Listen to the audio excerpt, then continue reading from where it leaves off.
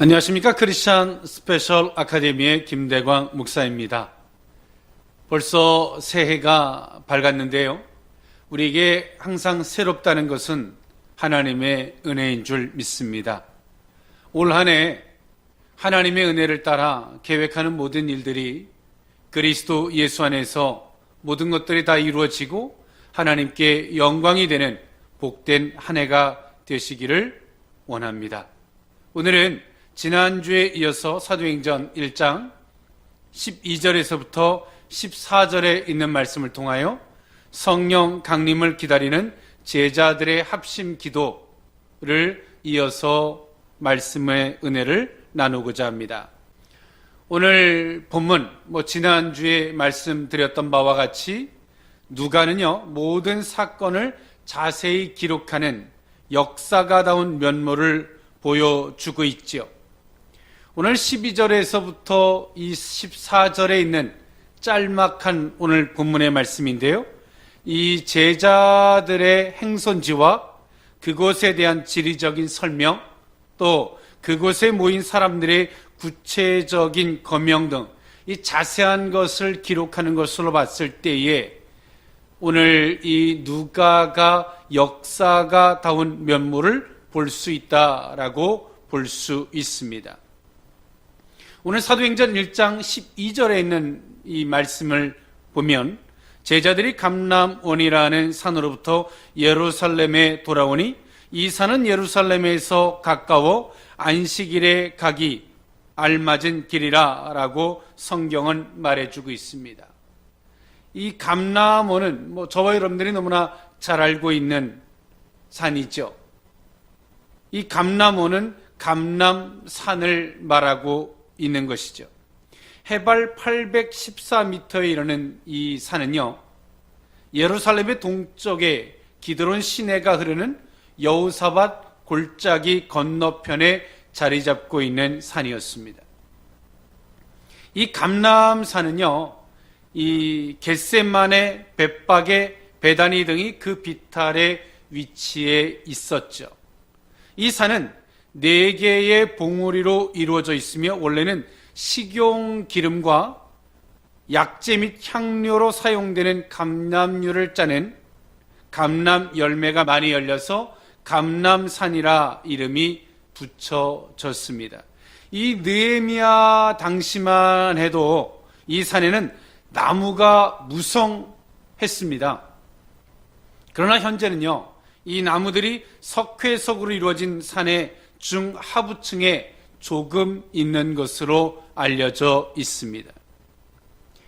오늘 한편 이곳은 이 감람산은요, 성경에 중요한 의미를 지니고 있는 산입니다. 스가랴 14장 4절에 그날에 그의 발이 예루살렘 앞 곧 동쪽 감람산에 서실 것이요 감람산은 그 한가운데서 동서로 갈라져 매우 큰 골짜기가 되어서 산 절반은 북으로 절반은 남으로 옮기고 라고 성경은 말해주고 있습니다. 마지막 날에 심판의 때에 심판자가 서실 산이다 라고 성경은 소개해주고 있고요. 특히 여호와의 영광이 예루살렘 성을 떠나 감람산에 머물고 있었다라고 에스겔서 11장 23절에 소개해주고 있습니다.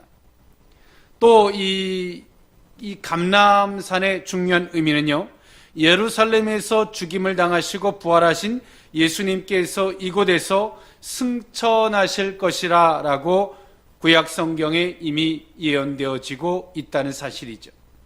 오늘 예수님은 이 제자들에게 예루살렘을 떠나지 말라라는 예수님의 명령을 따라 이 제자들은 이 감람산에서부터 예루살렘으로 돌아왔습니다. 사도행전 1장 12절에 제자들이 감람원이라는 산으로부터 예루살렘에 돌아오니 이 산은 예루살렘에서 가까워 안식일에 가기 알맞은 길이라 라고 성경은 소개해 주고 있습니다. 랍비의 전통에 의하면요, 안식일에 여행할 수 있는 거리는 약 2000규빗이라고 말해주고 있습니다. 2000규빗은 어느 정도냐라고 말씀드리면 약 900m에서 1km 정도 되는 거리입니다. 이 구약에 출애굽했을 때의 이스라엘 백성들을 보면요, 유대인들이 출애굽한 후 광야를 여행할 때 안식일이 시작되는 금요일 해질녘이 되면 언약궤가 멈추어 섰고 이스라엘 백성들은요, 궤로부터 2000규빗 정도 떨어진 곳에 자신들이 거할 장막을 세울 수 있었습니다. 이 거리가 안식일에 걸을 수 있는 거리의 기준이 되었습니다. 1규빗을 약 45.6cm로 본다면 감람산 서편에서부터 예루살렘까지의 거리는 대략 1km 거리 이내에 있었다라고 보면 정확할 듯 싶습니다. 오늘 이 제자들은 예수님이 십자가에 죽으심 이후에 자신들에게 닥쳐올 환난, 그것은 자명한 것이었기에 그들은 감람산으로 일단 피해 있었습니다. 그런데 오늘 예수님께서 부활하시고 난 이후에 그들에게 나타나셔서 말씀해 주셨고 보여주셨죠. 그리고 예수님은 그들에게 말씀하셨습니다. 예루살렘을 떠나지 말라라고 말씀하셨죠. 오늘 이 제자들이 이 감람산에서부터 오늘 이 예루살렘까지 돌아왔습니다. 그렇게 얼마 되지 않는 거리였지만 그들이 피신처로 생각했던 감람산, 자신들의 몸을 숨기고 그 환난을 대피하려고 생각했었겠죠. 그런데 오늘 예수님의 말씀 앞에 그들은 다시 예루살렘으로 돌아옵니다. 오늘 이 제자들이 가졌던 의식을 보면 어떻습니까? 예수님의 죽으심 앞에 고작 자신들의 보호 본능 속에서 감람산으로 피신하던 이들의 모습, 부활한 예수님을 만나고 나서 다시 그들은 믿음을 회복하죠. 완벽한 믿음은 아니었습니다만 믿음을 회복합니다. 그리고 믿음을 회복한 그들은 예수님의 말씀을 믿음으로 받습니다. 그리고 그들은 그 예루살렘은 자신들을 죽이려고 혈안이 되어 있는 종교 지도자들, 어찌 보면 사자의 굴 속에 뛰어드는 모습과도 같은 모습이었죠. 그들은 예루살렘으로 돌아오게 됩니다. 이들이 무지해서, 이들이 무식해서, 이들이 용감해서가 아니라 그들이 믿음이 회복되어졌기 때문에 하나님의 주권을 인정하고 오늘 그들은 예루살렘으로 돌아올 수 있었다는 것입니다. 오늘 우리가 이 제자들의 모습을 통해서 우리의 모습도 비춰본다면 그렇습니다. 우리가 믿음을 잃어버리면 우리의 보호 본능 속에 우리는 그것을 생각의 최대치 범위를 두고 살아갑니다. 어떻게 하면 내가 유해를 입지 않을까? 내가 어떻게 하면 가난하게 살지 않을까? 내가 어떻게 하면 이 환난을 모면할 수 있을까? 그 보호 본능 속에 살아가게 되죠. 그런데 믿음을 회복하고 나니까 어떻습니까? 사자굴 속에 뛰어드는 다니엘의 모습과 같이 오늘 이들은 예루살렘 그 종교 지도자들, 그들의 한복판으로 뛰어들고 있는 것입니다. 오늘 우리 속에 믿음을 회복했으면 좋겠습니다. 이 제자들이 이처럼 예루살렘으로 돌아올 수 있었다는 것은 믿음을 회복했기 때문에 돌아올 수 있었다는 거죠. 그리고 하나님을 인정하지 않았다면 그들은 결단코 예루살렘으로 돌아올 수 없었을 것입니다. 그리고 또 이들이 예루살렘으로 돌아올 수 있었던 것은 또 하나가 중요한 게 있어요. 예수님께서 약속하셨던 것이죠. 내가 내게 보내주시겠다 약속하셨던 보혜사 성령, 그것을 기다리라고 말씀하셨어요. 예루살렘에서 말입니다. 그래서 오늘 이들은 예루살렘으로 돌아올 수 있었다는 것이죠. 오늘 우리의 삶도 마찬가지입니다. 하나님의 약속을 믿는 자, 또 믿음을 회복한다면 결코 우리의 보호 본능 속에 뒤로 숨고 물러가는 자가 아니라 당당히 그 문제와 맞설 수 있는 신앙의 소유자들이 될 줄 믿습니다. 이어서 성경을 보면 13절에 들어가 그들이 유하는 다락방으로 올라가니 베드로, 요한, 야고보, 안드레와 빌립, 도마와 바돌로메, 마테와 및 알페오의 아들 야고보, 샬롯인 시몬, 야고보의 아들 유다가 다 거기 있어라고 성경은 말해주고 있습니다. 예수님의 제자들이 예수님께서 승천하신 감람산을 떠나 이른 곳은 예루살렘에 있는 어느 다락방이었습니다. 어느 다락방이었을까요? 너무나 잘 알죠. 마가의 다락방. 누가는 이 다락방이 예루살렘에 있다는 것을 강조해 주고 있어요. 예수님께서 예루살렘을 떠나지 말라고 명령하신 것을 순종하였음을 말하여 주고 싶은 것이었겠죠.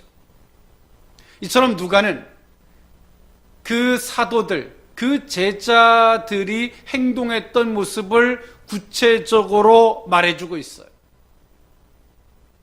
그리고 지명을 거론하면서 누가는 말하고 싶었던 거예요. 오늘 제자들이 믿음을 회복하고 순종하는 모습으로 그들이 예루살렘으로 돌아왔음을 말해주고 있는 거죠. 이 사도행전의 역사의 키가 되는 내용들입니다. 제자들의 성령의 말씀하심, 하나님의 말씀하심의 순종, 또 믿음, 그들 속에 역사하시는 성령의 역사, 이것이 사도행전의 주요 키가 되는 내용들이죠. 그것을 말하기 위해서 오늘 누가는 힘주어 그 지명을 말해주고 있는 거예요. 그 마가의 다락방이 예루살렘에 있었음을 말하여 주고 있죠. 그 하나를 통해서 누가는 많은 것을 말하여 주고 있는 것입니다. 여기에서 이 다락방은요, 이후에 제자들이 이곳에 모여서 합심하여 기도하고 힘썼던 곳이죠. 사도행전 1장 14절에 우리에게 그렇게 소개해 주고 있습니다. 또 이것은, 이 마가의 다락방은 사도행전의 중요한 의미를 띠고 있는 게 두 번째로, 제자 중에서 가룟 유다의 죽음으로 생긴 결혼을 보충하는 제비뽑기가 이곳에서 진행된 곳입니다. 굉장히 중요한 것이죠. 이 마가의 다락방은요. 또 이 세 번째로 이 마가의 다락방이 중요한 의미는요, 초대교회를 탄생시킨 오순절 성령 강림의 대역사가 일어난 장소이기에 이 마가 다락방은 굉장히 중요한 의미를 갖고 있습니다. 제자들이 합심해서 기도했던 것이에요. 그 전에 이들은 서로가 다 마음이 갈라져 있던 사람들이에요. 그런데 이 마가의 다락방에서는 합심하여 기도한 그곳이지. 하나가 된, 마음이 하나가 된 그 출발점이에요.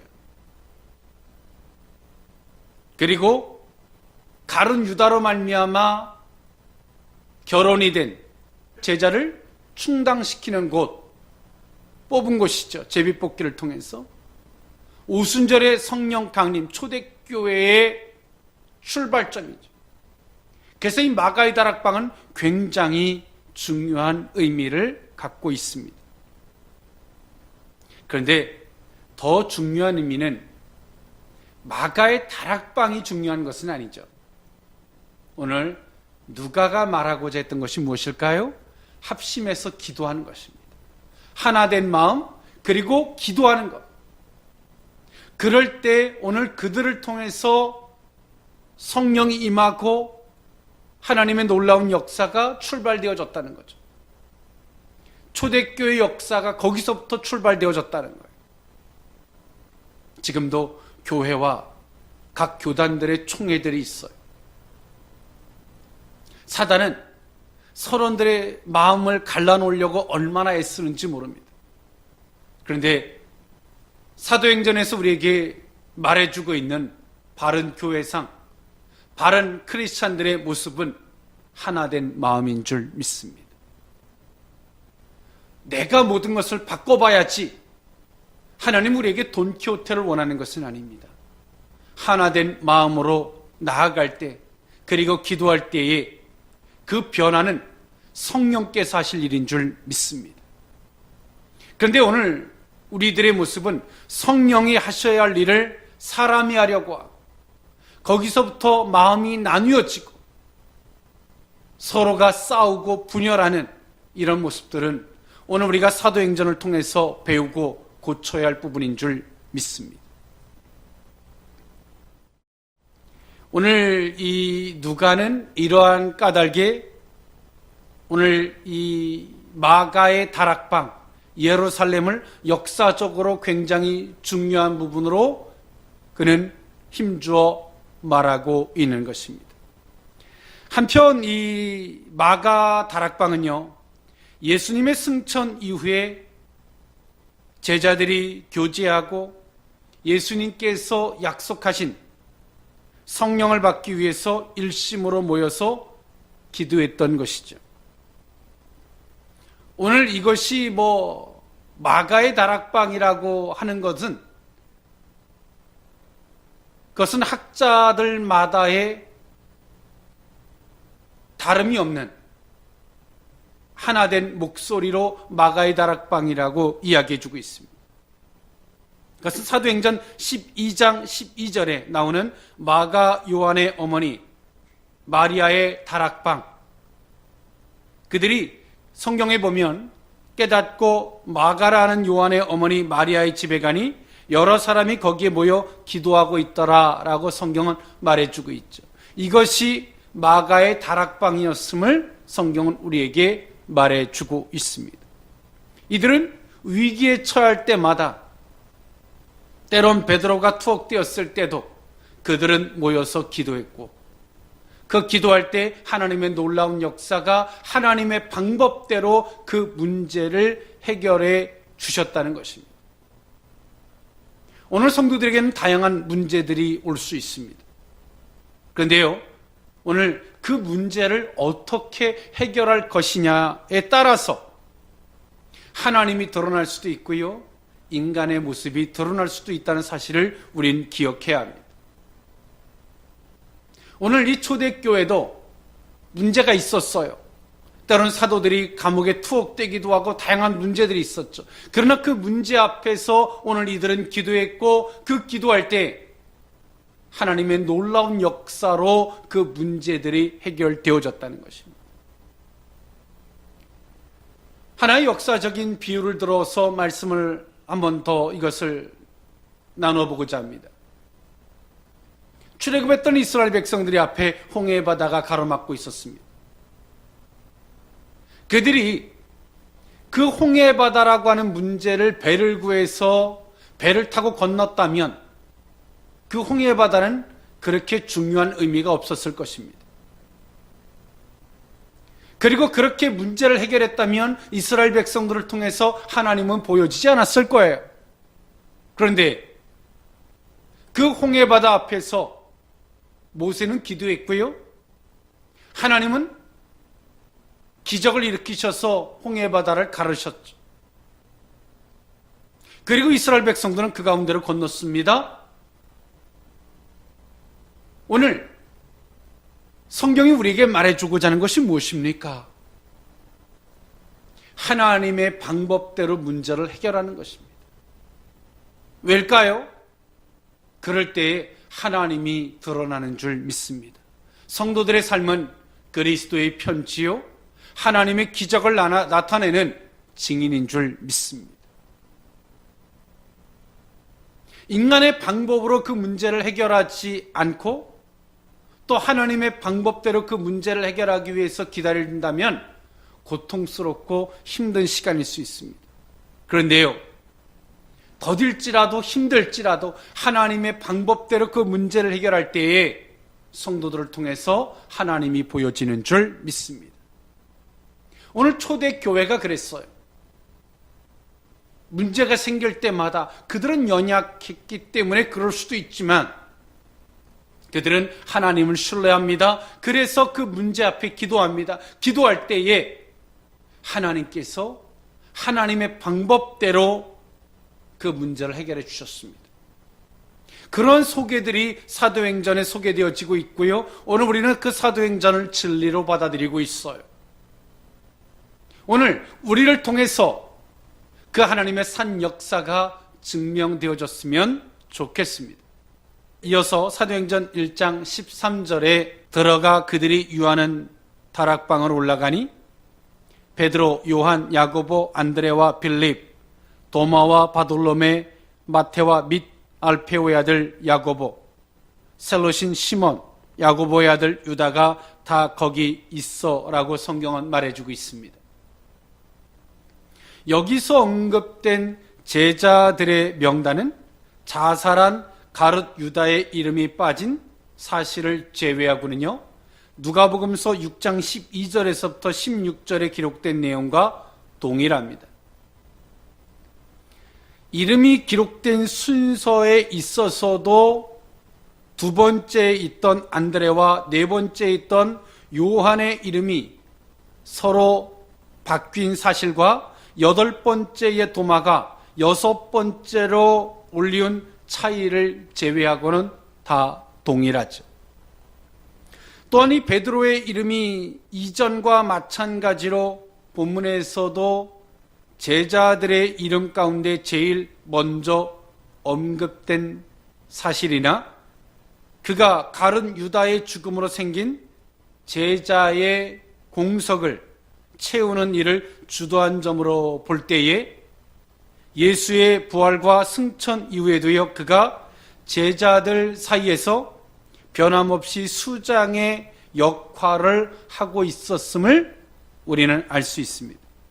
오늘 이 베드로 어떤 사람입니까? 예수님을 모른다고 부인했던 사람입니다. 오늘 이 베드로가 얼마나 그 제자들 가운데서 중점적인 역할을 하고 있었는지, 또 이 가룟 유다가 결혼되어졌을 때에, 공석이었을 때에 오늘 베드로가 가룟 유다 대신에 다른 제자를 채워넣는 일에 베드로가 중점적인 역할을 하는 걸 봤을 때에 베드로가 얼마나 큰 역할을 했는지를 볼 수 있습니다. 이것이 복음의 정신입니다. 무엇입니까? 과거에 그가 어떤 사람이었는 것보다 더 중요한 것은 오늘 베드로가 참회하고 회개한 오늘 이 베드로의 모습. 과거에 비록 잘못했다 할지라도 그것에 움츠려 있지 않는 거죠. 성령은 그러한 베드로를 사용해 주시고 계셨다는 것이고 예수님도 그를 인정해 주고 있었다는 사실이에요. 오늘 그리스도인들은 과거에 비록 허물이 있고 약하다 할지라도 그것 때문에 주저앉아 있고 그것은 세상의 논리일 뿐입니다. 성령은 회개한 자들을 통해서 역사하시는 영인 줄 믿습니다. 복음은 회개한 자들에게 더 이상 그것을 양심의 가책으로 주장하지 않는다는 사실입니다. 복음은 내일을 향해 새로운 길을 향해 나아가게 하는 역사인 줄, 그런 정신인 줄 믿습니다. 오늘처럼 이 제자들의 모습을 통해서 보는 것과 같이 복음의 정신, 그것을 우리에게 분명히 말해주고 있어요. 오늘 우리는 세상의 논리처럼 과거에 네가 어땠느냐 저땠느냐 라는 시각으로 접근하는 것이 아니라 예수 안에서 거듭난 저와 여러분들의 삶이 된다면 오늘 이 새해의 새로운 날과 같이 복된 한 해에 그러한 삶이 저와 여러분들에게 펼쳐질 줄 믿습니다. 말씀을 정리할까 합니다. 오늘 제자들은 믿음을 잃어버려서 감람산에 갔던 그들이 믿음을 회복하고 다시 예루살렘으로 돌아옵니다. 그리고 그들은 하나된 마음으로 기도하죠. 그럴 때 성령께서 놀랍게 그들을 통해서 역사하십니다. 오늘 우리 가운데 믿음을 회복하고 믿음으로 하나된 마음으로 기도하는, 또 그 속에서부터 성령의 놀라운 역사로 새로운 역사를 이뤄가는 저와 여러분들의 삶이 되었으면 좋겠습니다. 지금까지 크리스천 스페셜 아카데미의 김대광 목사였습니다. 감사합니다.